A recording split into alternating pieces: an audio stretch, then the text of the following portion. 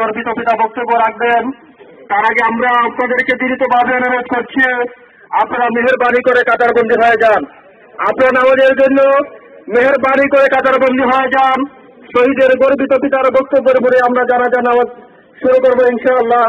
সম্মানিত প্রিয় উপস্থিতি, এরপর যে আপনাদের সামনে বক্তব্য নিয়ে আসছেন বাংলাদেশ ইসলামী ছাত্র শিবিরের 138তম শহীদ, হবিগঞ্জের গৌরব, বাংলাদেশের মেধাবী ছাত্র, চট্টগ্রাম বিশ্ববিদ্যালয়ের মেধাবী ছাত্র নেতা শহীদ মাসুদ বিন হাবিবের গর্বিত পিতা, আমাদের সকলের পরম শ্রদ্ধেয় জনাব মাওলানা হাবিবুর রহমান।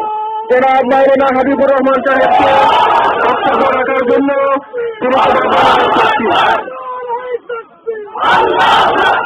আলহামদুলিল্লাহ আলহামদুলিল্লাহ রাব্বিল আলামিন ওয়াসসালাতু ওয়াসসালামু আলা সাইয়্যিদিল মুরসালিন ওয়া আলা আলিহি ওয়া আসহাবিহি আজমাইন।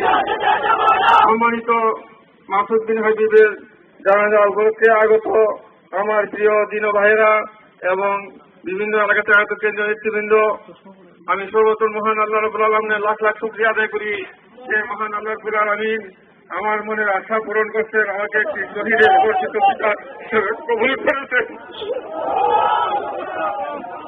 আমারই বাচ্চা, নিষ্পাপ মাসুম বাচ্চা, আল্লাহ রাব্বুল আলামিন যেন আমারই বাচ্চার নজরে কবুল করে আজকে আমার বয়োবৃদ্ধ যে সকল নেতৃবৃন্দ আজকে জেলে পুরোপুরি বসছেন, আল্লাহ যেন আমাদের মুক্তি পথ করেন, আল্লাহ যেন আমাদের দেশকে মিশরের মতো কবুল করেন, আল্লাহ যেন আমাদের দেশকে তিউনিসিয়ার মতো কবুল করেন, আল্লাহ যেন এক মাসুদের বদলে কোটি কোটি মাসুদ আল্লাহ তৈরি করে নেন।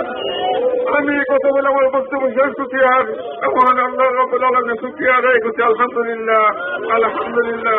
আসসালামু আলাইকুম ওয়া রাহমাতুল্লাহি ওয়া বারাকাতুহু।